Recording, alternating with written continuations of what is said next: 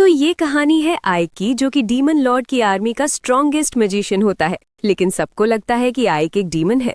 लेकिन असल सच्चाई तो ये है कि आइक एक इंसान है जो कि बचपन में ही अनाथ हो गया था।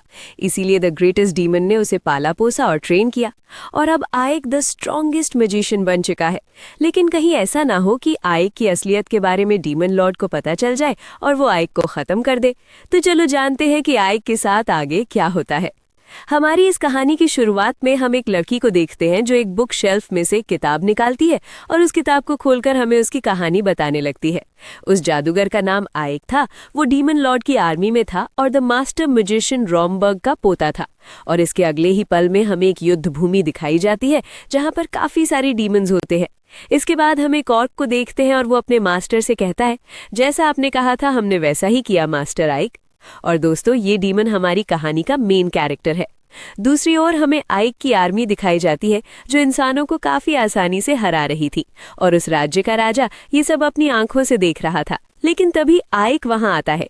मैं आइक हूँ, डीमन लॉर्ड की 7th कॉर्प्स अनडाइंग ब्रिगेड का आर्मी कमांडर। वैसे अब तुम बस 3 ही काम कर सकते हो। पहला, हार मानकर अपना राज्य हमें सौंप दो। दूसरा, एक सच्चे मर्द की तरह अपने हाथों से अपनी जान ले लो। या तीसरा, दुम दबाकर यहाँ से भाग जाओ। लेकिन आइक की बात ना मानते हुए वो राजा आइक पर हमला कर देता है। सो आइक अपने मैजिक से उस राजा को वहीं हरा देता है।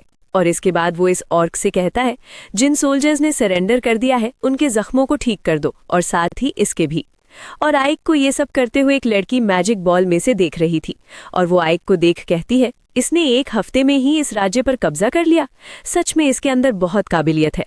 वहीं आइक अब खिड़की से बाहर देखता है। चारों ओर बस तबाही ही है। ये युद्ध खत्म हो गया है। झूठ होगा अगर मैं कहूं कि इतने लोगों को दर्द देकर मुझे अफसोस नहीं हो रहा, क्योंकि आखिर में मैं भी एक इंसान हूं, कोई डीमन नहीं। मेरे टीचर रॉमबर्ग एक महान जादूगर थे। उन्हें इस दुनिया की हर एक चीज का ज्ञान था, और उस एडवांस सिविलाइजेशन का भी जो एक दौर में इस दुनिया में रहा करती थी। मैं एक अनाथ था, लेकिन रॉमबर्ग ने मेरी परवरिश की, ये जानते हुए भी कि मैं एक इंसान था। उन्होंने मुझे हर एक वो चीज़ सिखाई जो वो जानते थे। लेकिन अपनी जिंदगी के आखिरी लम्हों में उन्होंने मुझसे कहा कि कभी भी लॉस्ट सिविलाइजेशन के बारे में कोई बात मत करना, वरना एक दिन इससे कयामत आ जाएगी। इसी के साथ उन्होंने मुझसे एक और बात कही कि मैं अपना ये मास्क कभी न उतारूं, क्योंकि अगर तुम्हारी सच्चाई सबके सामने आ गई तो डीमन लॉर्ड तुम्हें कभी माफ नहीं करेगा। और मेरा ये कमरा एक पावरफुल बैरियर से घिरा हुआ है। मेरी इजाजत के बिना यहाँ कोई नहीं आ सकता। लेकिन यहाँ आइक नोटिस करता है कि उसकी टेबल के नीचे एक लड़की होती है, और वो आइक को देखकर इतनी ज्यादा घबरा जाती है कि वही बेहोश हो जाती है। और ये लड़की आइक की सच्चाई जान चुकी है। अब इसके बाद हम आइक को अपने चेले के साथ बाहर टाउन में देखते हैं। मास्टर आइक, आपको नहीं लगता कि आप कुछ ज्यादा इंसानों को जिंदा रहने दे रहे हैं? दूसरे लीडर्स का कहना है कि हमें सभी इंसानों को मारकर सब कुछ जला देना चाहिए। आइक कहता है, अगर हम इन इंसानों को मार देंगे तो फिर टैक्स कौन चुकाएगा? आइक ये कह ही रहा था कि तभी उसके पास कुछ इंसान आते हैं उससे कुछ कहने के लिए। हमें डीमन लॉर्ड की आर्मी को कितना टैक्स देना होगा? जितना आप हमेशा से देते आए हैं। लेकिन अगर किसी ने भी डीमन लॉर्ड की आर्मी की बात नहीं मानी तो उन्हें इसकी सजा मिलेगी। उसकी ये बात सुन इंसान थोड़े घबरा जाते हैं, लेकिन अगले ही पल में आइक वहां से गायब हो जाता है। और जैसे ही वो दूसरी जगह पहुंचता है, उस पर एक खतरनाक डीमन हमला करने लगता है। और आइक को समन किया है इस लड़की ने, जिसको हमने कुछ देर पहले देखा था। अब यहाँ ये डीमन काफी ज्यादा ताकतवर होता है, लेकिन आइक यहाँ बस अपने एक ही हमले से उस डीमन को खत्म कर देता है। जो देख वो लड़की कहती है, वो गोलम काफी ज्यादा ताकतवर था, लेकिन तुमने उसे हरा दिया। तो ये मोहतरमा है डीमन लॉर्ड की आर्मी की 7th कॉर्प्स कमांडर सैफिरो। ये मेरी सुपीरियर है और इकलौती ऐसी डीमन जो मेरा सीक्रेट जानती है। आइक उससे कहता है, आखिर तुम मुझे हमेशा इस तरीके से क्यों बुलाती हो? क्योंकि मुझे इसमें मजा आता है। वैसे तुमने काफी जल्दी उस राज्य पर कब्जा कर लिया। वैसे तुमने मुझे यहाँ क्यों बुलाया है? मास्टर डैमन तुमसे मुलाकात करना चाहती हैं। तुम शायद से पहले ऐसे ब्रिगेड कमांडर हो जिसे ये मौका मिला है। चलो अब मैं तुम्हें डीमन लॉर्ड के कैसल में लेकर चलती हूँ। और इसके बाद वो आइक को वहां से ले जाती है।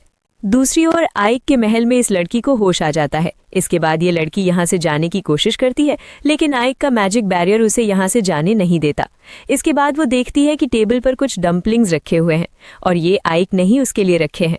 वो लड़की ज्यादा कुछ सोचे बिना उन डम्पलिंग्स को खाने लगती है। दूसरी ओर हम देखते हैं कि आइक डीमन लॉर्ड के कैसल में आ चुका था। इसके बाद ये दोनों आगे बढ़ने लगते हैं, लेकिन महल के दरवाजे पर 2 पहरेदार लगे हुए थे, और वो अंदर जाने वाले हर एक शख्स को बारीकी से चेक करते हैं। इसी वजह से आइक थोड़ा परेशान था। क्योंकि अगर इन्होंने उसका मास्क हटाया तो उन्हें पता चल जाएगा कि आइक एक इंसान है। लेकिन यहाँ पर सैफिरो सब कुछ संभाल लेती है। वो अपने जादू का इस्तेमाल करती है, जिससे उन पहरेदारों को आइक के अंदर से बहुत ही ज्यादा खतरनाक मैजिक ओरा दिखाई देने लगता है, जो देख यहाँ मौजूद एक बंदा कहता है, तुम्हारी ताकत बिल्कुल तुम्हारे दादा के जैसी है। आइक पूछता है, तुम मेरे दद्दू के बारे में जानते हो? वो कहता है, मास्टर मैजिशियन के बारे में हर एक डीमन जानता है। और ये बात सुन आइक को समझ आता है कि मरने के बाद भी रॉम्बर्ग के नाम का दबदबा है। अब इसके बाद कैसल के अंदर आकर ये डीमन लॉर्ड से मिलने के लिए जाने लगते हैं, और डीमन लॉर्ड का महल बहुत ही बड़ा होता है और सिर्फ आइक को ही चलते हुए जाना पड़ रहा था। सैफिरो और वो दूसरा शख्स उड़ते हुए जा रहे थे, लेकिन जिस स्पेल का यूज इस तरह उड़ने में किया जाता है उसको आइक इतने अच्छे से कंट्रोल नहीं कर पाता। और इसके बाद ये सभी पहुंचते हैं डीमन लॉर्ड के चेंबर के पास। सैफिरो आइक से वहीं ठहरने को कहकर पहले चेंबर के अंदर चली जाती है। वहीं बाहर आइक हमें बताता है कि करंट डीमन लॉर्ड डैन ने डीमन लॉर्ड की आर्मी का नेतृत्व इतने अच्छे से किया कि अब डीमंस का पकड़ा इंसानों के खिलाफ भारी है। लोगों का कहना है कि ये डीमन लॉर्ड बेहद निर्दयी है। जो भी उसकी आंखों में चुभता है वो उसे खत्म कर देता है, भले से ही वो दोस्त हो या दुश्मन। लेकिन अगर कोई उसकी आंखों को भा जाए तब वो उन्हें काफी अच्छा औहदा देता है, भले से ही उनमें ताकत की कमी क्यों ना हो। पहले डीमंस आपस में ही लड़ते रहते थे, लेकिन दायरो को तैन ने डीमन लॉर्ड बनने के बाद सब कुछ बदल दिया और अब मैं उसी शख्सियत से मिलने वाला हूँ। इसके बाद हम आइक को डीमन लॉर्ड के चेंबर में देखते हैं और यहाँ आइक डीमन लॉर्ड को देखता है और डीमन लॉर्ड बस एक छोटी सी बच्ची होती है। मैंने सुना तुमने आल्समैन की फोर्ट्रेस सिटी पर 1 हफ्ते में ही कब्जा कर लिया। आइक कहता है, हाँ, और इसका सारा श्रेय मास्टर सैफिरो को जाता है। तभी सैफिरो कहती है, ये उसका पोता है जिसे गार्डियन ऑफ हेल कहा जाता था, रॉम्बर्ग। ओ, तो ये रॉम्बर्ग का पोता है। अब समझ आया कि आखिर इसने उन इंसानों को क्यों नहीं मारा और कैसे इसने इतनी आसानी से फोर्ट सिटी पर 1 हफ्ते में ही कब्जा कर लिया, और ना ही इसने उन इंसानों के लीडर को मारा।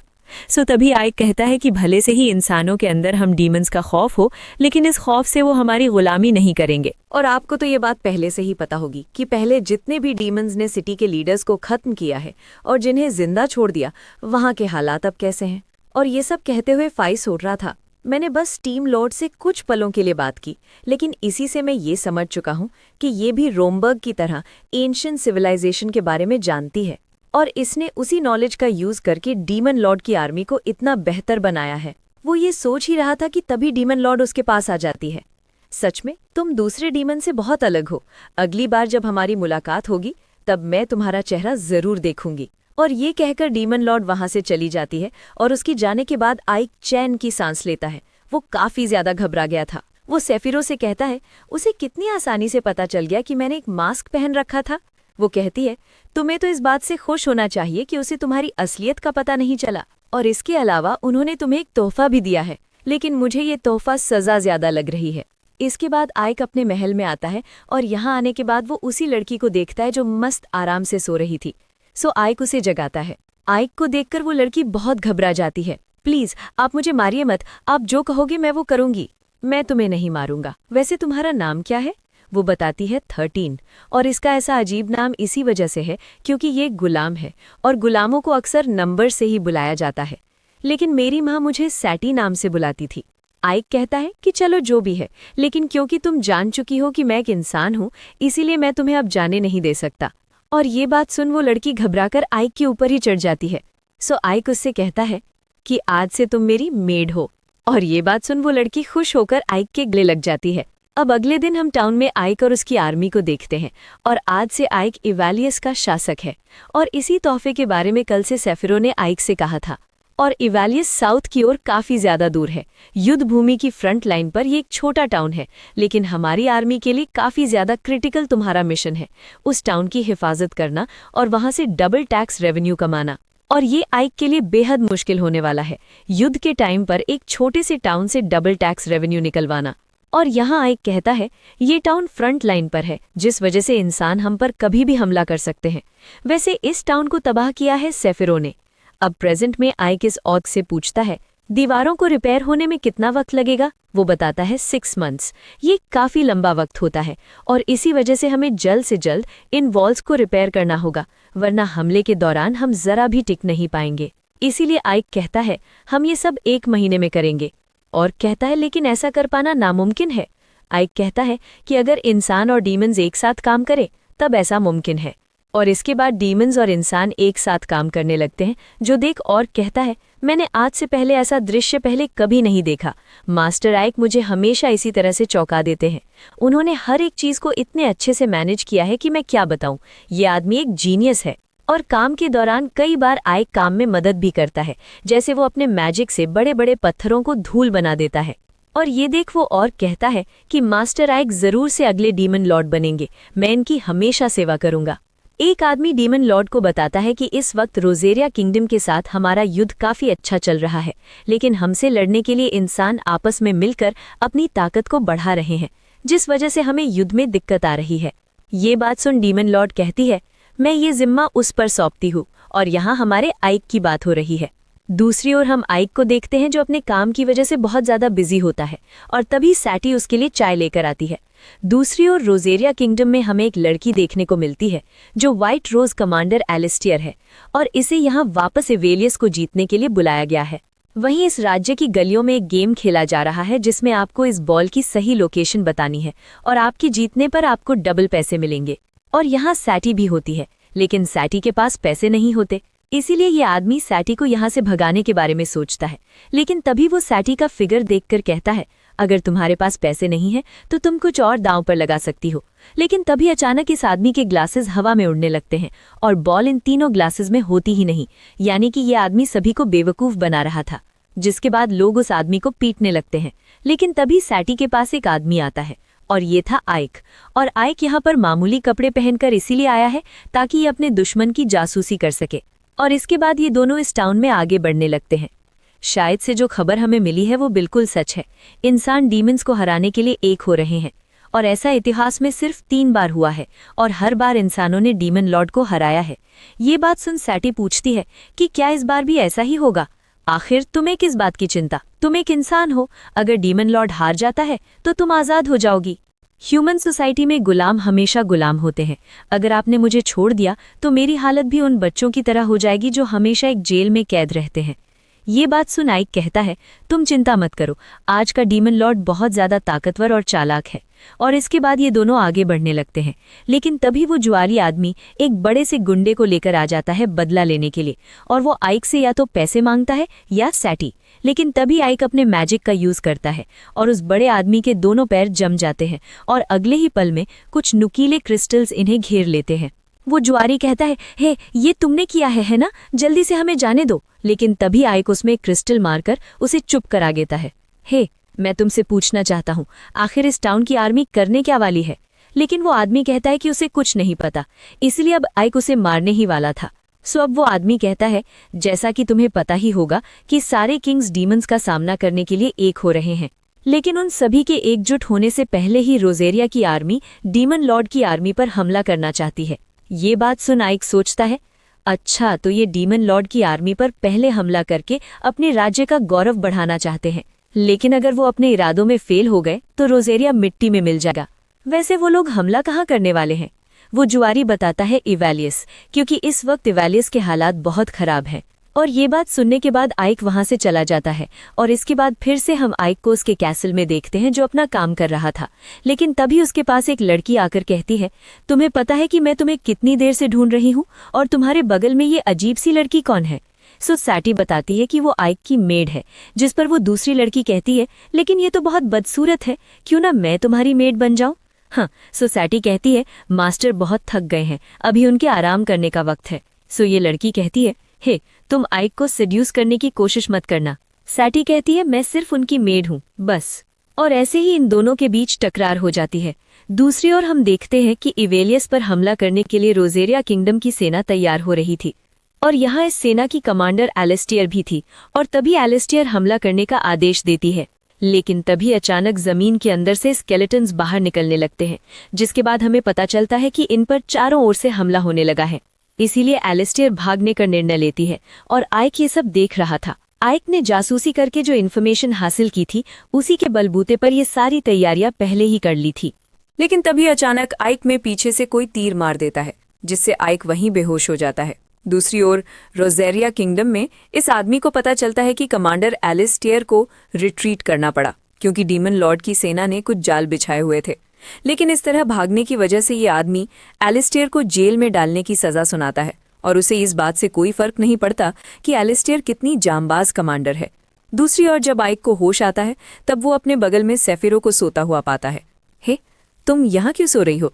वो कहती है, अपनी जान बचाने वाले से कोई ऐसे बात करता है, और इसके अलावा तुम मेरे साथ रात भी तो गुजार चुके हो। आइक कहता है, अच्छा। अब इसके बाद आइक पूछता है कि आखिर हुआ क्या था? तुम्हारे जख्मी होने के बाद मैंने तुम्हें हील किया, अब तक तुम्हारा जख्म पूरी तरह से ठीक हो चुका होगा। इसके लिए आइक शुक्रिया कहता है। लेकिन तभी सेफिरो कहती है, मुझे पता चला कि इस लड़ाई में एक भी इंसान मारा नहीं गया, कहीं डीमन लॉर्ड को तुम पर शक ना हो जाए। तुम तो जानती हो मैं एक ऐसा रास्ता ढूंढने की कोशिश कर रहा हूँ जिससे इंसान और डीमंस एक साथ रह पाएं। ये बात सुन सेफिरो कहती है, तुम्हें थोड़ा और आराम करना चाहिए। भले से ही तुम पूरी तरह ठीक हो गए हो, लेकिन आखिर में तुम हो तो इंसान ही। और ये कहने के बाद सेफिरो वहां से चली जाती है। इसके बाद आइक उस तीर को देखने लगता है। ये तीर मुझ में पीछे से आकर लगा है, इसका मतलब इस महल में कोई गद्दार है। लेकिन तभी वो अपने मास्क को पहन लेता है, क्योंकि उसके पास ये लड़की आती है और इसका नाम लिलिथ है और उसके पीछे सेटी आती है। इन दोनों को ही आइक की काफी ज्यादा चिंता हो रही थी। लेकिन तभी लिलिथ कहती है कि तुम एक इंसान हो, तुम्हें इससे दूर रहना चाहिए। सेटी कहती है, ये मेरे मास्टर हैं। और इसके बाद फिर से इन दोनों के बीच टकरार हो जाती है। लेकिन तभी कोई लिलिथ को उस कमरे से बाहर निकाल देता है और ये होता है द पिग, जिरॉन। हे, मुझे अंदर आने दो, जल्दी दरवाजा खोलो। लेकिन जिरॉन दरवाजा नहीं खोलता और इसके बाद आइक जिन से कहता है, मैं चाहता हूं कि तुम मेरा एक काम करो, तुम जाकर पता लगाओ कि जिन व्हाइट रोज नाइट्स ने हम पर हमला किया था उनकी कमांडर कहाँ है। लेकिन बेचारी लिलिथ अभी भी दरवाजा खोलने के लिए चिल्ला रही थी। अब इसके बाद हम आइक को जंगल में देखते हैं, क्योंकि जेनॉन ने उसे ये बता दिया है कि व्हाइट रोज नाइट्स की कमांडर एलिस्टियर इस वक्त जेल में कैद है, क्योंकि वो लड़ाई से भाग गई थी। लेकिन आइक के पीछे लिलिथ भी आ जाती है। तुम यहाँ पर अकेले क्यों आए? ये काफी खतरनाक हो सकता है। आइक पूछता है, तुम यहाँ क्या कर रही हो लिलिथ? मैं तुम्हारे साथ वक्त बिताना चाहती थी और तुम पिछली बार उस बदसूरत लड़की को अपने साथ लेकर आए थे, तो मैं क्यों नहीं? हाँ ठीक है, लेकिन चुप रहना। इसके बाद ये दोनों देखते हैं कि जेल के बाहर कुछ गार्ड्स हैं और आइक यहाँ पर कोई लड़ाई झगड़ा नहीं करना चाहता था। लेकिन लिलिथ उन गार्ड्स को वहीं बेहोश कर देती है और ऐसा उसने आइक के लिए किया है। इसके बाद ये दोनों जेल के अंदर आते हैं और ये जगह सच में काफी ज्यादा बड़ी होती है, इसीलिए हो सकता है कि कमांडर को ढूंढने में हमें थोड़ा वक्त लगे। लेकिन तभी लिलिथ एक गार्ड को बेहोश करके सभी चाबियों को हथिया लेती है। इसके बाद ये दोनों आगे बढ़ने लगते हैं, लेकिन तभी कुछ गार्ड्स इन्हें देखकर इन पर हमला करने के लिए आने लगते हैं। इसीलिए लिलिथ आइक को चाबियां देकर खुद इनका सामना करने के लिए रुक जाती है और लिलिथ उन गार्ड्स के हाथ पैर तोड़ देती है। वहीं आइक उस सेल के पास आ जाता है जिसमें एलिस्टेयर को कैद कर रखा है। लेकिन दरवाजा खोल वो देखता है कि वहां कोई नहीं होता और अगले ही पल में कोई उस पर पीछे से हमला करता है। आइक उसके हमलों से बचने लगता है और इसके बाद वो उसे वहीं गिरा देता है। ये एक लड़की होती है। वो आइक से पूछती है, तुम्हें क्या चाहिए शैतान? आइक पूछता है, क्या हमारी पिछली लड़ाई के दौरान तुमने मुझे मारने के लिए कोई असैसिन भेजा था? आइक यहाँ उस पर्सन के बारे में पूछ रहा है जिसने उस पर तीर से हमला किया था। लेकिन तभी वो लड़की कहती है, क्या तुम सच में एक शैतान हो? और इससे पहले कि आइक यहाँ कुछ कहता, उनकी और कई सारे गार्ड्स आने लगते हैं और तभी ये लड़की आइक की गर्दन पर अपनी चाकू लगा लेती है और पूछती है, कहीं तुम कोई इंसान तो नहीं? लेकिन तभी आइक अपने एक स्पेल का यूज करता है जिस वजह से ये लड़की और बाकी के गार्ड्स अपनी बॉडी को मूव नहीं कर पाते। और इसके बाद आइक उन गार्ड्स की ओर जाकर उनके ऊपर अपने एक मैजिक स्पेल से हमला करके उन्हें दूर फेंक देता है। लेकिन तभी वहां पर एक जायंट सोल्जर आ जाता है। सो आइक उस पर अपने ग्रेविटी मैजिक का इस्तेमाल करता है जिससे वो सोल्जर वहीं नीचे गिर जाता है। लेकिन आइक उसे कोई चोट नहीं लगने देता और तभी अचानक ये लड़की भी नीचे गिरने लगती है, लेकिन आइक उसे भी बचा लेता है। और जैसे ही वो लड़की ये देखती है वो आइक से दूर हो जाती है और अब आइक उसे बताता है, मैं डीमन लॉर्ड की 7th army corps the undying brigade का कमांडर हूँ। आइक, और तुमने मुझसे एक बड़ा ही अजीब सवाल पूछा कि क्या मैं एक इंसान हूँ? मैं डीमन लॉर्ड की आर्मी का एक मेंबर हूँ, आखिर मैं एक इंसान कैसे हो सकता हूँ? वैसे मैं तुमसे एक और बार पूछता हूँ, एलिस्टियर, युद्ध के दौरान क्या तुमने मुझे मारने के लिए किसी असैसिन को भेजा था? लेकिन एलिस्टियर कहती है, मैं इस किंगडम की एक नाइट हूँ, मैं मर जाऊंगी लेकिन तुम्हें कुछ नहीं बताऊंगी डीमन।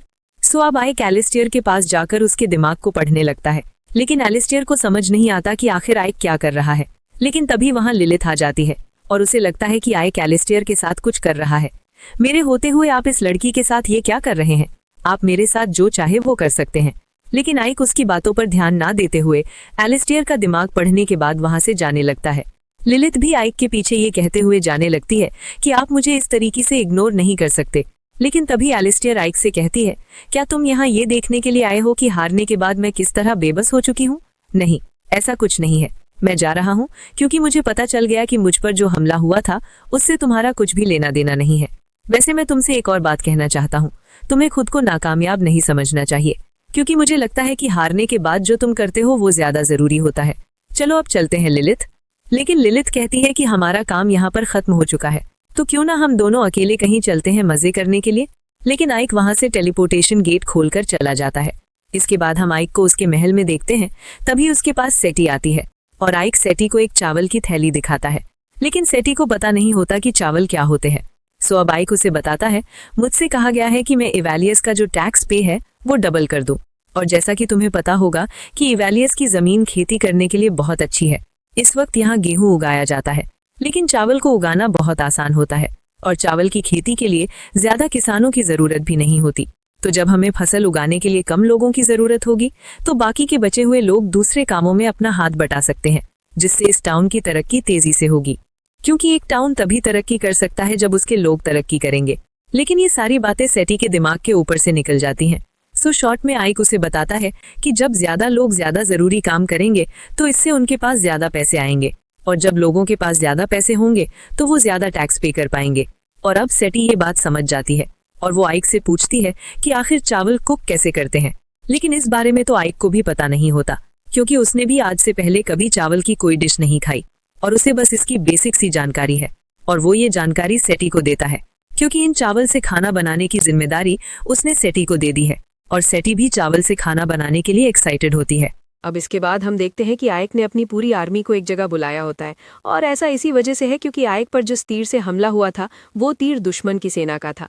लेकिन एलिस्टियर को इस बारे में कुछ पता नहीं था। इसका मतलब कोई मुझे मारकर दुनिया को ये बताना चाहता था कि ये काम व्हाइट रोज नाइट्स का है। इसका मतलब हमारी इस आर्मी में कोई जासूस है।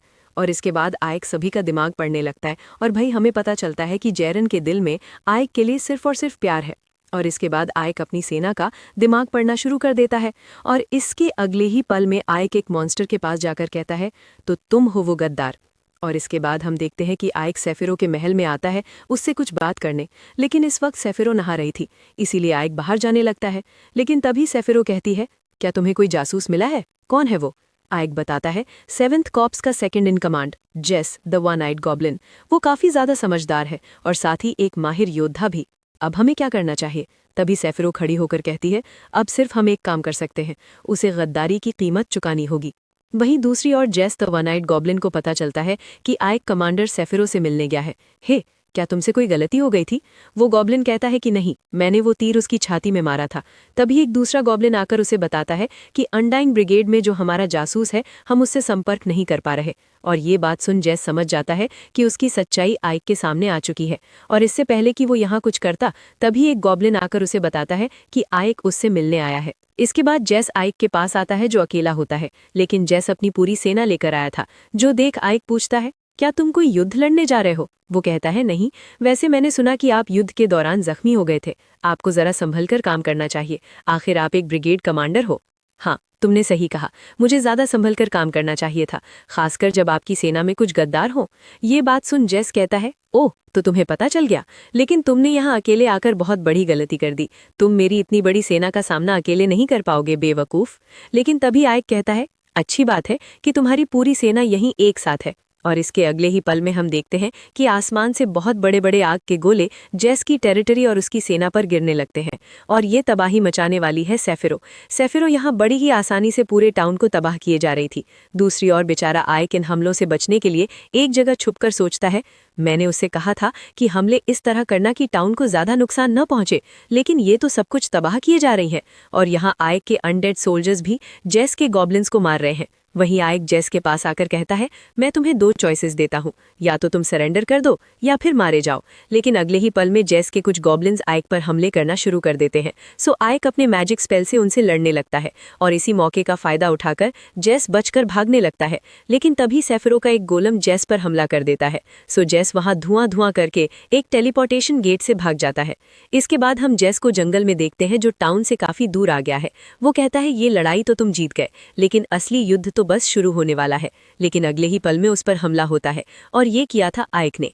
आइक को वहां देख जेस पूछता है, आखिर तुमने मुझे कैसे ढूंढ लिया? आइक बताता है कि उसका एक फेमिलियर जेस को फॉलो कर रहा था, और वो जेस से कहता है हार मान लो। लेकिन तभी जेस आइक पर हमला कर देता है, लेकिन आइक उसके हमले को आसानी से रोक लेता है और इसके बाद उस पर एक हमला करके उसे दूर गिरा देता है, और इसके बाद अपने बाइंडिंग मैजिक से उसे पकड़ लेता है। अब तुम यहाँ से भाग नहीं पाओगे, सब खत्म हुआ जेस। सो अब जेस कहता है, चलो ठीक है, मैं हार मानता हूँ, तुम बहुत ज्यादा टैलेंटेड हो। मैं तुम्हें एक प्रपोजल देना चाहता हूँ, क्यों ना हम साथ में मिलकर डीमन लॉर्ड की आर्मी पर कब्जा कर लें? जरा इस बारे में सोचो, हम हमेशा से इंसानों से लड़ते आए हैं, लेकिन डीमन लॉर्ड ने आखिर हमें दिया ही क्या है? हम डीमंस हैं। इंसानों की चीजें हथियाना, उन्हें तड़पाकर मार कर खाना, इन्हीं चीजों से हमें आनंद मिलता है। लेकिन आज का जो डीमन लॉर्ड है वो बिना किसी वजह के हमें इंसानों को मारने नहीं देता, जो कि कई सारे डीमंस को पसंद नहीं। दूसरी ओर हमारी कमांडर ज़ेफिरो, उनका डीमन लॉर्ड बनने का कोई इरादा नहीं है, इसीलिए हम साथ में मिलकर डीमन लॉर्ड की आर्मी को बदल सकते हैं। तो क्या तुम मेरा साथ दोगे?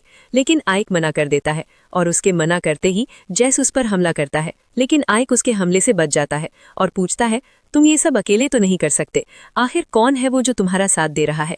लेकिन उसके कुछ कहने से पहले ही ज़ेफिरो वहां आ जाती है और वो कहती है, अगर तुम इसी तरह से पूछते रहे तो ये कभी नहीं बताएगा, मैं इसे टॉर्चर करके इससे सब उगलवा लूंगी। लेकिन तभी अचानक हम देखते हैं कि जेस की हालत खराब होने लगती है, उसकी बॉडी के अंदर जहर होता है।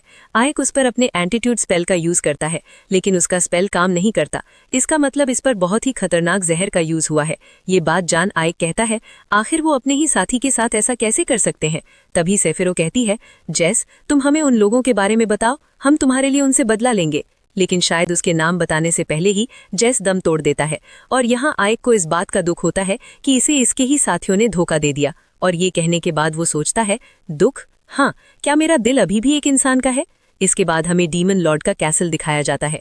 ज़ेफिरो और आइक यहाँ डीमन लॉर्ड से मिलने के लिए आए हैं। ज़ेफिरो बताती है कि इन सब के पीछे थर्ड कॉर्प्स के हेड वास्टियो का हाथ है।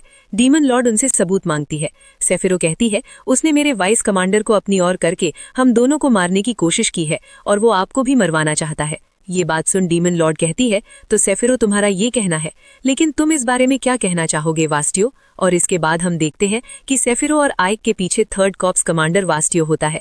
वास्टियो कहता है, माय लॉर्ड, ये दोनों अपने वाइस कमांडर को खुद मारकर उसका इल्जाम मुझ पर लगाने आए हैं। ये जरूर से मेरे खिलाफ कोई साजिश है, शायद से मेरी सेना को हथियाने के लिए ये चुड़ैल ऐसी चालें चल रही है। ये बात सुन ज़ेफिरो को गुस्सा आ जाता है, लेकिन तभी डीमन लॉर्ड उसे शांत करके कहती है, एक डीमन को जितनी ज्यादा ताकत दी जाए उसके लिए वो कमी होती है। वास्टियो, तुमने क्या सोचा था? क्या मैं तुम्हारी साजिश को पहचानूंगी नहीं? ज़ेफिरो, तुम्हारी वफादारी सच्ची है, लेकिन तुम्हारा दोष इतना है कि तुम्हारे ही आदमी ने तुम्हारे साथ वफादारी नहीं निभाई। हमारे नियमों के मुताबिक मुझे तुम दोनों को सजा देनी चाहिए, लेकिन इस वक्त मैं अपने 2 कॉर्प्स कमांडर्स को खोना नहीं चाहती, क्योंकि हमारा युद्ध इंसानों के खिलाफ है। लेकिन मैं इस चीज को अनदेखा भी नहीं कर सकती, इसीलिए एक मुकाबला होगा, और जो भी जीतेगा मैं उसी पर यकीन करूंगी। अब इसके बाद हम आइक और ज़ेफिरो के महल में देखते हैं, और डीमन लॉर्ड ने ज़ेफिरो को मुकाबले की जो डिटेल्स हैं वो भेज दी हैं। मुकाबला कुछ मैजिकल क्रीचर्स, जिन्हें पपेट्स कहते हैं, उनके जरिए किया जाएगा। दोनों कमांडर्स के पास 50-50 पपेट्स होंगे और उनके जरिए वो मुकाबला करेंगे, लेकिन वो खुद इस मुकाबले में भाग नहीं ले सकते, और इस मुकाबले में वही जीतेगा जो सामने वाले के ज्यादातर पपेट्स को खत्म कर देगा। ये बातें सुन आइक पूछता है, आखिर इतना ज्यादा कॉम्प्लिकेटेड क्यों? डीमन लॉर्ड आप दोनों का ही मुकाबला करवा सकती थी। ज़ेफिरो कहती है, वो एक कमांडर के रूप में हमारी स्किल्स को टेस्ट करना चाहती है। हम इस मुकाबले में स्टैंड-इन्स को भी अपॉइंट कर सकते हैं। मेरी ओर से तुम जाओगे आइक। और ये बात सुन आइक हैरान हो जाता है। इसके बाद हम आइक और जेरन को उस जगह पर देखते हैं जहाँ ये मुकाबला होने वाला था। वैसे ज़ेफिरो ने आइक को ये भी बताया था कि इस मुकाबले में उसकी जिंदगी दांव पर लगी है, और इसीलिए ज़ेफिरो सेना का नेतृत्व करने के लिए आइक को भेज रही है, क्योंकि आइक का कमांडर के रूप में टैलेंट ज़ेफिरो से ज्यादा अच्छा है। यहाँ ज़ेफिरो सिर्फ स्किल्स की बात कर रही है, लीडर के तौर पर तो वही आइक से बेहतर है। और इसके बाद ज़ेफिरो आइक का हाथ थामकर कहती है, अब मैं अपनी जिंदगी तुम्हें सौंप रही हूँ। और यही सब सोचकर बेचारा आइक काफी परेशान हो रहा था। तभी ज़िरोन पूछता है, आप क्या सोच रहे हैं मास्टर आइक? वो कहता है, मैं बस सोच रहा हूँ कि कॉर्प्स कमांडर डीमन लॉर्ड के जितने ही अनयूजुअल होते हैं। जिस पर ज़ीरो कहता है, आप भी तो काफी अनयूजुअल हो, आप हमें बिना किसी रीजन के इंसानों को मारने नहीं देते। वैसे इसके बाद आइक उस जगह आता है जहां इसकी पूरी पपेट सेना होती है, और आइक को बताया गया है कि ये पपेट्स सिर्फ अपने कमांडर की बातें ही मानते हैं। ये सभी ताकत में बिल्कुल बराबर है, इसी वजह से यहाँ पर असली टेस्ट तुम्हारी कमांडिंग एबिलिटीज का है। यहाँ पर कुछ हथियार भी होते हैं जिन पर आइक की नज़र जाती है। इसके बाद अगले दिन हम आइक को उसके महल में देखते हैं जो कुछ सोच रहा था। तभी उसके पास सेटी आती है और वो सेटी से पूछता है, तुम्हें क्या लगता है एक युद्ध को जीतने का सबसे अच्छा तरीका क्या रहेगा? और मान लो अगर तुम्हें लड़ाई के लिए भेजा जाता है तो तुम किस तरह युद्ध करोगी? जिस पर सेटी कहती है, मुझे लड़ाई झगड़ा बिल्कुल पसंद नहीं, अगर हो सके तो मैं बातचीत करके चीज़ों को सॉल्व करना चाहूंगी।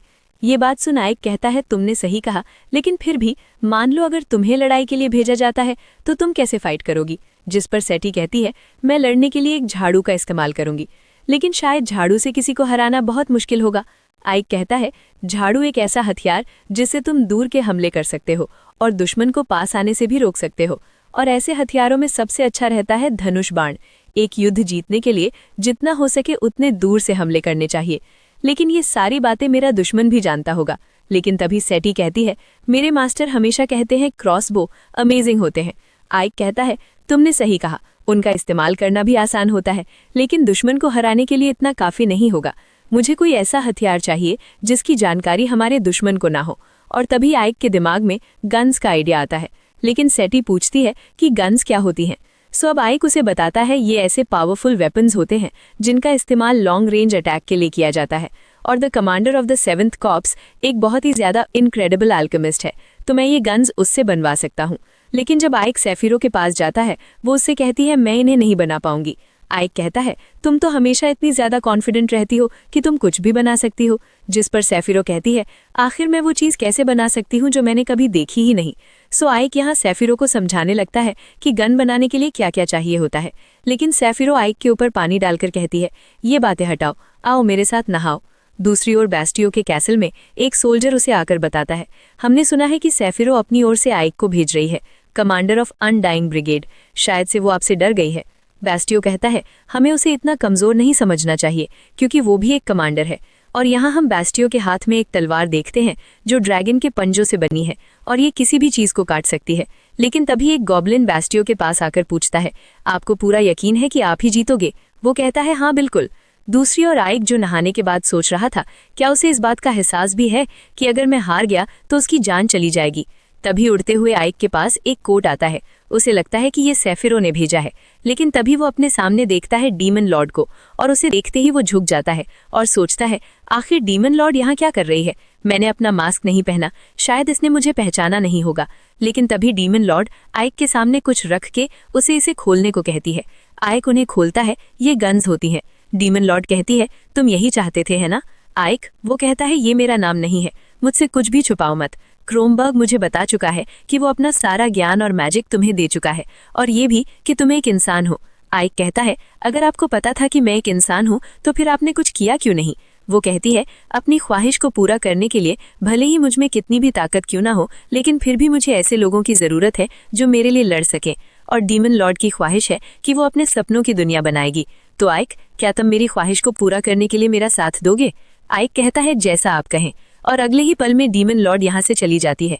इसके बाद आइक इन गन्स को सैफिरो को दिखाकर बताता है कि ये गन्स डीमन लॉर्ड ने बनाई हैं, और अब सैफिरो की जिम्मेदारी है बुलेट्स बनाना। और इसके बाद सैफिरो बुलेट्स बनाने लगती है, लेकिन तभी अचानक एक धमाका होता है, और इस धमाके में सैफिरो को कोई मैजिक महसूस नहीं हुआ। तभी एक लड़की आइक से आकर कहती है, मास्टर, आपने जो कहा था हमने वो बना लिया है, लेकिन आखिर वो चीज़ है क्या? आइक बताता है कि उसे गन पाउडर कहते हैं, और इतनी ही देर में सैफिरो बुलेट्स तैयार कर चुकी थी। और आइक सैफिरो से कहता है कि उसे ऐसी ही 500 बुलेट्स और चाहिए होंगी, लेकिन सैफिरो इस काम की जिम्मेदारी इस डीमन फुडेंटिया को दे देती है। बेचारा ज़ेरॉन उनकी मदद करने की बात रखता है, लेकिन उसे मना कर दिया जाता है।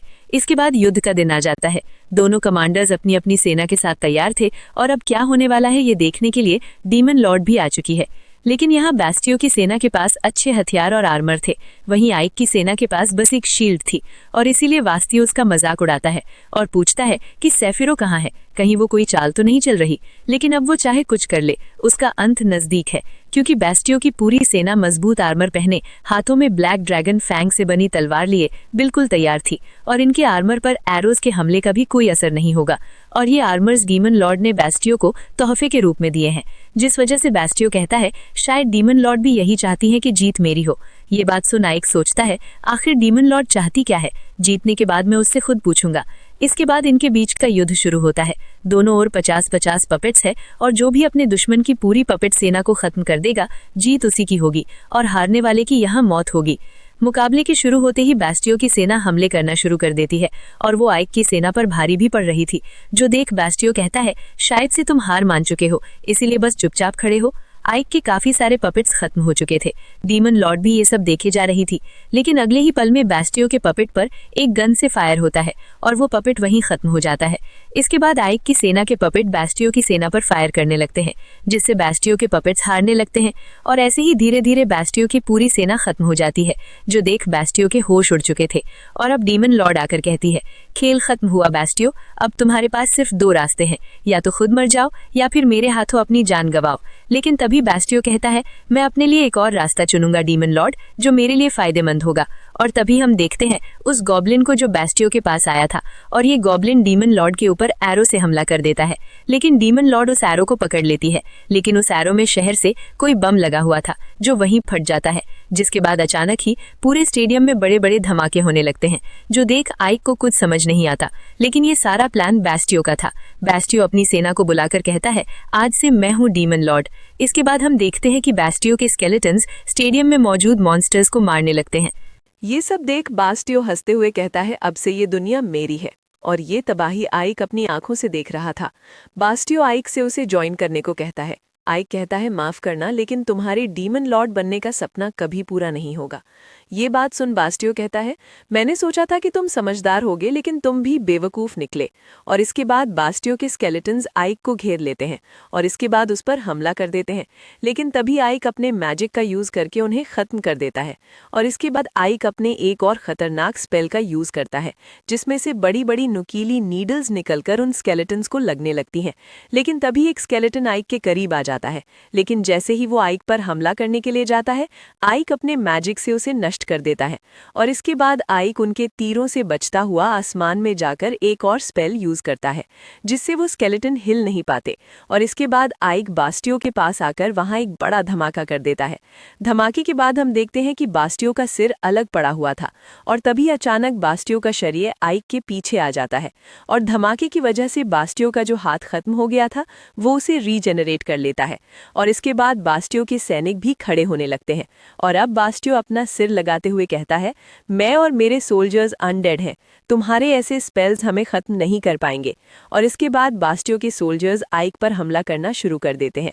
सो तभी आइक वक्त को धीमा करके उन सभी पर तेजी से हमला करता हुआ उन्हें हरा देता है। लेकिन यहाँ पर बहुत सारे सैनिक थे। आइक जितने चाहे सोल्जर्स को मार ले, लेकिन वो सोल्जर्स और आते जा रहे थे और अगर ऐसा ही चलता रहा तो आइक की मैजिकल पावर खत्म हो जाएगी। आखिर में बैस्टियो कहता है, सच में कितनी शर्म की बात है, अगर तुम मेरा साथ देते तो मैं तुम्हारा बहुत अच्छे से इस्तेमाल करता। और तभी ये गॉब्लिन आइक पर तीर से हमला करता है। आइक वक्त रहते उसके हमले से खुद को बचा लेता है, लेकिन अब वो काफी थक चुका था। आइक यहाँ कहता है, मुझे कोई और तरीका ढूंढना होगा क्योंकि मेरे मैजिक का इन पर कोई असर नहीं हो रहा। और इस तरह आइक को चुपचाप खड़ा देख बैस्टियो कहता है, क्या तुमने हार मान ली है? लेकिन अब इसका कोई फायदा नहीं है, तुम्हारा मरना तय है। और तभी कुछ सोल्जर्स आइक पर हमला कर देते हैं, लेकिन तभी आइक किसी स्पेल का यूज करता है और वो सोल्जर्स वहीं मिट्टी में मिल जाते हैं। और इसी तरह बैस्टियो के बाकी के सोल्जर्स भी खत्म होने लगते हैं। बैस्टियो को समझ नहीं आता कि आखिर ये सब क्या हो रहा है। और जैसे ही ये गॉब्लिन आइक पर फिर से हमला करने वाला था कि तभी अचानक इसका हाथ कटकर अलग हो जाता है। वहां आ चुकी थी सेफीरो और वो उस गॉब्लिन को वहीं खत्म कर देती है। इसके बाद सेफीरो की सेना बैस्टियो की सेना का मुकाबला करने लगती है। इसी के साथ वहां ज़ीरो भी आइक की सेना को लेकर आ गया था और हाँ, लिल भी आ गई थी। सेफीरो को देख बैस्टियो को बहुत गुस्सा आता है, लेकिन तभी एक आवाज उससे कहती है, सेफीरो को छोड़ो, आइक तुम्हारा अपोनेंट है। और ये होती है डीमन लॉर्ड और वो बैस्टियो से कहती है, अगर तुम आइक से जीत जाते हो तो मैं तुम्हें नहीं मारूंगी। ये बात सुन बैस्टियो खुश हो जाता है और कहता है, मैं इस पिद्दी को अभी खत्म किए देता हूँ। और इसके बाद आइक भी बैस्टियो का सामना करने के लिए चला जाता है और ऐसे ही इन दोनों के बीच का मुकाबला शुरू हो जाता है। सबसे पहले आइक बैस्टियो के हमले को अपने मैजिक स्पेल से रोक लेता है, लेकिन बैस्टियो के अगले हमले से आइक का स्पेल टूटने लगता है। बैस्टियो आइक पर लगातार हमले करता है। इसके बाद आइक बैस्टियो के हमले को अपने लाइट मैजिक से रोकता है और आइक के लाइट मैजिक से बास्टियो को जो चोट लगती है वो उसे हील नहीं कर पाता। और ये देखकर सेफिरो भी हैरान हो जाती है कि आइक लाइट मैजिक का यूज कर सकता है, लेकिन डीमन लॉर्ड को कोई फर्क नहीं पड़ता। और इसके बाद हमें आइक का पास्ट दिखाया जाता है। हम रॉमबर्ग को एक गुफा में देखते हैं जिसके सामने कई सारे भेड़िए होते हैं। रॉमबर्ग अपने मैजिक से उन्हें एक ही बार में खत्म कर देता है। इसके बाद रॉमबर्ग की नजर पड़ती है कि उन भेड़ियों ने 2 इंसानों को मार दिया था। ये दोनों अपनी जान देकर भी अपने बच्चे को बचा लेते हैं और ये बच्चा था आइक। अगली सीन में हम देखते हैं कि आइक थोड़ा बड़ा हो चुका है और वो एक फूल को देख रहा था जो मुरझा चुका है। तभी उसके पास रॉमबर्ग आते हैं और इसके बाद आइक की मैजिकल स्टडीज शुरू हो जाती है। हर दिन रॉमबर्ग आइक को मैजिक के बारे में सिखाते हैं और आइक धीरे धीरे मैजिक का इस्तेमाल करना भी सीख रहा है। इसके बाद आइक रॉमबर्ग से पूछता है, क्या कोई ऐसा स्पेल है जिसके जरिए हम मुरझाए हुए फूल को फिर से खिला सकते हैं? रॉमबर्ग कहते हैं, हाँ है ना, लाइट मैजिक। लेकिन आइक, तुम एक डीमन हो, तुम्हें डार्क मैजिक सीखना चाहिए, ना कि लाइट मैजिक, क्योंकि एक डीमन लाइट मैजिक का यूज कभी भी नहीं कर सकता। लाइट मैजिक का यूज करने के लिए एक दयालु दिल होना चाहिए जो दूसरों की परवाह कर सके, लेकिन ऐसा दिल डीमंस के पास नहीं होता। लेकिन तुम एक इंसान हो और तुम्हारे दिल में दूसरों के प्रति हमदर्दी है, इसीलिए तुम लाइट मैजिक सीख सकते हो। लेकिन मेरी ये बात हमेशा याद रखना, लाइट मैजिक डीमंस के लिए जहर की तरह होता है, एक ऐसा जहर जिसका कोई तोड़ नहीं होता। और अगर तुम लाइट मैजिक को सीखते हो तो इस बात का ख्याल रखना कि किसी को इस बारे में पता न चले। और अब प्रेजेंट में आइक कहता है, तुम एक ऐसी डीमन हो जो अपनी ख्वाहिशों को पूरा करने के लिए अपने साथियों का सैक्रिफाइस कर सकते हो और अपने मास्टर को धोखा भी दे सकते हो, और इसीलिए मैं तुम्हें कभी माफ नहीं करूंगा। बास्टियो कहता है, आखिर तुम मेरा क्या ही बिगाड़ लोगे? और इसके बाद वो अपने दूसरे हाथ से आइक पर हमला कर देता है। लेकिन तभी आइक अपने लाइट मैजिक का यूज करता है और आइक के लाइट मैजिक से बास्टियो धूल बनने लगता है और वो वहीं खत्म हो जाता है। इसके बाद सेफिरो आइक के पास आकर पूछती है, क्या तुमने ये स्पेल रॉमबर्ग से सीखा था? वो कहता है, हाँ, वैसे तुम इस बारे में शुरुआत से ही जानती थी, है ना? इसीलिए तुमने मुझे भेजा बास्टियो का मुकाबला करने के लिए। वो कहती है, तुम जीत गए, मुद्दा यहीं खत्म होता है। लेकिन तभी डीमन लॉर्ड आकर कहती है, बास्टियो मारा जा चुका है, अब उसकी थर्ड कॉप सेना का नेतृत्व कौन करेगा?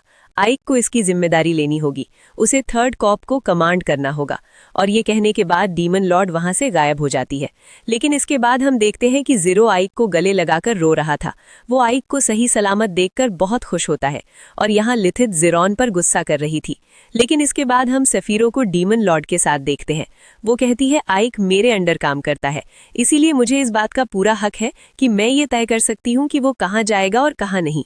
डीमन लॉर्ड कहती है, अगर इस लॉजिक की बात करें तब तो तुम मेरे अंडर काम करती हो, यानी आइक भी मेरे अंडर रहेगा।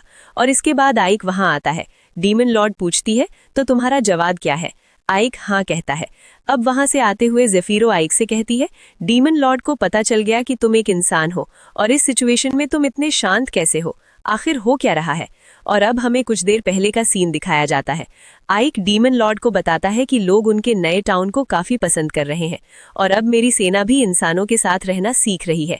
और वहीं बात अगर इंसानों की जाए तब दोस्तों हमें पता चलता है कि डीमंस और इंसान एक साथ मिलकर काम कर रहे हैं। जो काम करने में इंसानों को दिक्कत आती है, डीमंस उसमें उनकी मदद करते हैं और डीमंस को काम करता हुआ देख इंसानी बच्चे उनके लिए खाना लेकर आते हैं। और इसके बाद आइक करता है, मैं ये बात मास्टर सेफिरो से पहले कह चुका हूँ और अब मैं आपसे कहना चाहता हूँ, मैं एक ऐसी दुनिया बनाना चाहता हूँ जहाँ इंसान और डीमंस एक साथ रह सकें, मिलजुल कर। ये कहने के बाद आइक और सेफिरो यहाँ से चले जाते हैं और डीमन लॉर्ड उन्हें ही जाते हुए देख रही थी। अगले सीन में हम देखते हैं कि आइक अपने इस टाउन को देख रहा था, तभी उसके पास सैटी आती है और वो आइक से पूछती है, मास्टर आप यहाँ बाहर क्या कर रहे हैं? सो तभी आइक कुछ मिट्टी उठाकर बताता है, इस टाउन की जैसी मिट्टी है यहाँ पर हम नर्फॉक सिस्टम का यूज़ कर सकते हैं, यानी कि ज़मीन को बिना कोई आराम दिए लगातार उस पर अलग अलग प्रकार की फसलें उगाई जाएं। वैसे इससे तुम्हें तुम्हारी फेवरेट डिश खाने को भी मिलेगी। और ये बात सुन सैटी खुश हो जाती है। आगे आइक कहता है, अब हम एक ऐसे टाउन को बनाने में काफ़ी ज़्यादा बिजी होने वाले हैं जिसमें इंसान और डीमंस एक साथ रह सकें। दूसरी ओर हमें एक युद्ध भूमि का सीन दिखाया जाता है, जहां पर एक कमांडर अपने सैनिकों को बड़े ही अच्छे से आदेश दे रहा था, जिस वजह से इंसानों की सेना डीमंस की सेना पर भारी पड़ रही थी। अगले सीन में हम देखते हैं कि आइक अपने मैजिक से खेतों में पानी दे रहा है और आइक यहाँ बताता है कि इस वक्त हम चावल उगाएंगे और चावल की फसल कटने के बाद जमीन में घास उगाएंगे, जिस घास को जानवर खा सके। और इसी तरह थोड़े थोड़े गैप के साथ हम जमीन में अलग अलग प्रकार की फसलें उगा सकते हैं। और अगर हमारा प्लान काम करता है तो इंसानों और डीमंस दोनों को ही अपने खाने की चिंता करने की कोई जरूरत नहीं होगी। वैसे शाम के वक्त सैटी आइक के लिए चाय लेकर आती है। मैंने सुना कि आपको वाइस कमांडर बना दिया गया है। कंग्रेचुलेशंस, अब से मुझे आपको वाइस कमांडर कहकर बुलाना होगा। लेकिन तभी वहां ज़िरॉन आता है हाँफते हुए। आइक पूछता है क्या हुआ। वो बताता है, मास्टर आइक, मेरा मतलब वाइस कमांडर, क्या ये सच है कि आपने एक कॉप्स कमांडर बनने से इनकार कर दिया? आइक पूछता है, क्या तुम यहाँ मुझसे ये कहने के लिए आए थे? ज़िरॉन कहता है, नहीं, मैं तो आपको अलायंस ऑफ किंग्स के बारे में बताने के लिए आया हूँ। कल रात जो सेकंड कॉप्स सेलेस्टा के लिए लड़ाई कर रही थी वो हार चुकी है। सेकंड कॉप्स आर्मी में बहुत ही होनहार योद्धा थे, लेकिन इंसानों ने उन्हें बहुत आसानी से हरा दिया। ये बात सुन आइक कहता है, सारे इंसान मिलकर ताकतवर बन रहे हैं। तभी सैरी पूछती है, अलायंस ऑफ किंग्स क्या है? आइक बताता है, ये इंसानों का एक एंशिएंट समझौता है। जब कोई एक राज्य डीमंस की सेना को अकेले हरा नहीं पाता, तब वो इसके लिए दूसरे राज्यों से मदद मांगता है और इसके बाद सारे राज्य एक साथ मिलकर डीमंस का सामना करते हैं। और ऐसा अब तक इतिहास में 3 बार हो चुका है और हर बार इंसानों ने डीमन लॉर्ड को हराया है। और अब इंसानों का अगला टारगेट हमारा टाउन इवेलियस होगा, क्योंकि ये बॉर्डर लाइन के काफ़ी करीब है और अगर वो इवेलियस को हमसे हथियाने की कोशिश करेंगे तब उन्हें बॉर्डर की फ्रंट लाइन से हम पर हमला करना होगा। हम डीमंस किसी भी एक सेना का सामना काफी आसानी से कर लेंगे, लेकिन एक साथ कई राज्यों की सेना का सामना कर पाना हमारे लिए बहुत मुश्किल होगा। और अगर हम हार गए तो इसके बाद वो आर्स नाम पर हमला करेंगे और शायद से हम उनके खिलाफ उस लड़ाई को भी हार जाएंगे और आखिर में डीमंस को डीमन लॉर्ड के कैसल में वापस लौटना पड़ेगा। और यहाँ आइक मन में कहता है कि अगर ऐसा हुआ तो मेरा सपना जिसमें इंसान और डीमंस एक साथ मिलकर रहें वो चूर चूर हो जाएगा और इंसानों को हराने का अब सिर्फ एक रास्ता है, ये गन्स, जिनकी बुलेट्स आसानी से किसी भी आर्मर को चीर सकती हैं। लेकिन ये लड़की आइक को बताती है कि हमने इन गन्स को बनाने की काफ़ी ज़्यादा कोशिश की और हमें एक दिक्कत आ रही है। इन गन से एक बुलेट फायर करने के बाद ये गन टूट जाती है, क्योंकि ये गन्स उन गन्स की कॉपीज है जिन गन्स को डीमन लॉर्ड में आइक को दिया था। सेफिरो पूछती है, हमें इन गन्स की क्या ज़रूरत, हम उन्हें अपने मैजिक से हरा देंगे। आइक कहता है, मैजिक बहुत ज़्यादा तबाही मचाता है, जिससे चीज़ों को फिर से ठीक करने में बहुत वक्त लग जाता है। और इसके अलावा अगर हम इंसानों से लड़ने वाले हैं तो हमें ऐसे हथियार चाहिए होंगे जिनका इस्तेमाल कोई भी कर सके। और अब इसके बाद ये लड़की बताने लगती है कि किस तरह ये लकड़ी और मेटल का इस्तेमाल करके इन गन्स के छोटे छोटे पार्ट्स बना सकते हैं। इसमें उन्हें ड्वॉर्फ्स की मदद चाहिए होगी, लेकिन दिक्कत ये है कि इंसानों से हारने के बाद ड्वॉर्फ्स अपनी ज़मीन छोड़कर यहाँ वहाँ भटकने लगे और इंसानों से लड़ने के लिए हमें काफ़ी सारे हथियारों की जरूरत होगी, जिसके लिए हमें काफी सारे ड्वार्फ्स चाहिए होंगे। लेकिन इतने सारे ड्वार्फ्स आएंगे कहां से? आइक कहता है, द ड्वार्फ किंग, जो इस वक्त स्मूथ किंगडम की जेल में कैद है। और इसके बाद हमें दिखाया जाता है कि किस तरह इंसानों ने ड्वार्फ्स के साम्राज्य में आग लगा दी और बहुत सारे ड्वार्फ्स को खत्म कर दिया। और एक कमांडर ड्वार्फ किंग से कहता है, अगर तुम पहले ही हमारी बात मान लेते तो इतनी सारी जानें नहीं जाती। ड्वार्फ किंग कहता है, मैं तुम इंसानों को युद्ध में हमारी टेक्नोलॉजी का यूज नहीं करने दूंगा। जिस पर वो आदमी कहता है, तुम्हारे पास हमारी बात मानने के अलावा कोई और दूसरा रास्ता नहीं है। और यहाँ इंसान ड्वार्फ किंग के बेटे को भी बंदी बना लेते हैं। आगे वो आदमी कहता है, अगर तुम हमें अपनी टेक्नोलॉजी के बारे में बता दो तो तुम्हारे बेटे को जिंदा छोड़ देंगे हम। और अब इसके बाद हम देखते हैं कि बाकी के ड्वार्फ्स कहीं चले गए और जेल में कैद ड्वार्फ किंग कहता है, मेरे बेटे और बाकी के ड्वार्फ्स, आखिर तुम सभी क्या कर रहे हो? लेकिन अगले ही पल में ड्वार्फ किंग को कुछ आवाज आती है और जैसे ही वो बाहर देखता है तो वहां होती है लिलिथ, जो यहाँ ड्वार्फ किंग को लेने के लिए आई है। लेकिन ड्वार्फ किंग पूछता है, आखिर तुम मेरी मदद क्यों कर रही हो? वो कहती है, बस तुम मेरे पीछे आओ, तुम्हें सब पता चल जाएगा। लेकिन जब ड्वार्फ किंग उसकी बात नहीं सुनता तब वो उसे अपने मैजिक से वहीं बेहोश कर देती है। तभी ज़िरॉन आकर पूछता है कि तुमने ये क्या कर दिया? वो कहती है, ये बहुत सारे सवाल पूछ रहा था, अब चलो इसे लेकर चलते हैं। जिसके बाद ज़िरॉन ड्वार्फ किंग को उठाकर वहां से ले जाने लगता है और बाहर आते हुए ये दोनों बड़े ध्यान से आ रहे थे, क्योंकि इनसे कहा गया है कि ड्वार्फ किंग को लाते वक्त कोई इन्हें देख ना ले। लेकिन तभी लिलिथ ज़िरॉन से कहती है, तुम्हारे अंदर से बड़ी अजीब गंध आ रही है। अरे हाँ, तुम बदसूरत हो ना, इसी वजह से आ रही होगी। ये बात सुन ज़िरॉन गुस्सा हो जाता है, लेकिन तभी वहाँ कुछ गार्ड्स आ जाते हैं जो उन्हें देख लेते हैं। ज़िरॉन कहता है, लो तुम्हारी वजह से फंस गए ना हम। लेकिन उन गार्ड्स के कुछ करने से पहले ही लिलिथ उन पर हमला करके उन्हें बेहोश कर देती है। सो ज़िरॉन कहता है, मैं वाइस कमांडर आइक को बता दूंगा कि तुमने इंसानों से बेवजह लड़ाई की। लेकिन तभी इनकी ओर एक और गार्ड आता है, जिसे ज़िरॉन अपने एक ही हाथ से दूर फेंक देता है। अब तो ज़िरॉन ने भी एक इंसान पर हमला कर दिया। लिलिथ कहती है, अब मैं इस बारे में आइक को बता दूंगी। वो कहता है, प्लीज बताना मत, वरना मेरी नौकरी चली जाएगी। लिलिथ कहती है, ठीक है, लेकिन अब तुम मुझे कुछ भी करने से रोकोगे नहीं। लेकिन अगले ही सीन में जब ये दोनों उस तहखाने की जेल से बाहर निकलते हैं, इन्हें सामने बहुत सारे गार्ड्स दिखाई देते हैं और जैसे ही वो गार्ड्स देखते हैं कि ये तो डीमंस हैं, वो उन्हें घेर लेते हैं। लेकिन अगले ही पल में लिलिथ कुछ अजीब करने लगती है। वो कहती है, मैंने आइक से वादा किया है, इसीलिए मैं किसी को मारूंगी नहीं।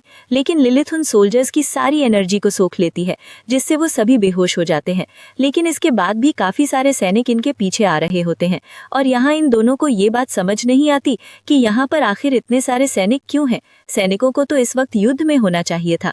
लेकिन अगले ही पल में हम देखते हैं कि आइक वहां आ जाता है और वो सभी सैनिकों को इनके पीछे आने से रोक देता है, रास्ते में काफी सारे पिलर्स को रखकर। और आइक को देख लिलिथ काफी ज्यादा खुश हो जाती है और कहती है, मैंने इतना बढ़िया काम किया है, इसीलिए मुझे एक किस दीजिए ना। लेकिन आइक उस पर ध्यान नहीं देता और ज़िरॉन से पूछता है, सब कुछ सही हुआ ना? वो कहता है, हाँ, हमें ड्वार्फ किंग मिल गया। तभी आइक कहता है कि वो ड्वार्फ किंग है, तुम उसे इस तरीके से उठा नहीं सकते। सो ज़िरॉन अब ड्वार्फ किंग को घुमाने लगता है ताकि वो नींद से जाग जाए, लेकिन फिर भी ड्वार्फ किंग नहीं जागता। अगले सीन में हम ड्वार्फ किंग को देखते हैं, जिसे अब होश आ गया है और इस वक्त वो आइक के महल में होता है। लेकिन जागते ही वो अपने सामने आइक को देखता है। हे डीमन, तुमने आखिर मुझे जेल से बाहर क्यों निकाला? आइक उसके हाथ में एक गन देते हुए कहता है, क्या तुम ऐसे हथियार बना सकते हो? वो कहता है, मैंने ऐसा हथियार पहले कभी नहीं देखा, लेकिन मैं इसे देखकर ही बता सकता हूँ कि ये काफ़ी ज़्यादा कॉम्प्लेक्स है। लेकिन हाँ, मैं इसे बना सकता हूँ। लेकिन मैं तुम जैसे एक डीमन की मदद नहीं करूँगा, क्योंकि तुम भी इंसानों की तरह हमारा इस्तेमाल करोगे। और भले से ही तुम मेरी जान क्यों ना ले लो, लेकिन मैं तुम्हारी गुलामी नहीं करूँगा। आइक कहता है, मुझे इस हथियार की ज़रूरत है ताकि मैं इंसानों और डीमंस के बीच शांति ला सकूं। ड्वार्फ किंग गैंथर को उसकी बात समझ नहीं आती, सो आइक गैंथर को उसके साथ आने को कहता है।